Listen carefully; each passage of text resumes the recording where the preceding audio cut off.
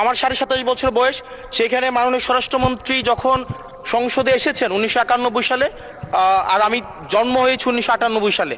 তো সেই জায়গাতে যদি কনভেনশনাল যে ভুল আছে, আমরা সেগুলো সংশোধন করতেও রাজি।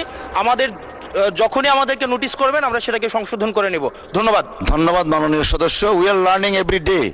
ধন্যবাদ মাননীয় মন্ত্রী। হাসনাত আবদুল্লাহর মতো ভদ্র মার্জিত একজন এমপি সংসদে থাকাটা আমাদের জন্য একটা ভাগ্যের ব্যাপার।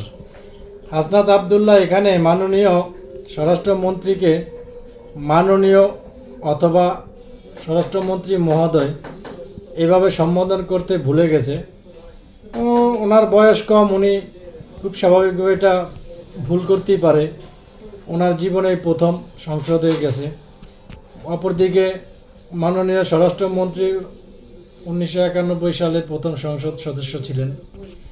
তো একটা মানুষের ফার্স্ট টাইম ভুল হতেই পারে, সেভাবে সে নিজের ভুলটাকে স্বীকার করে এবং সে বয়সের তারতম্যের এবং তা মাননীয় স্বরাষ্ট্রমন্ত্রীর মহোদয়ের প্রথম সংসদে যাওয়ার যেই সময়কালকে ব্যাখ্যা দিলেন, এটাই একটা সংসদের সৌন্দর্য।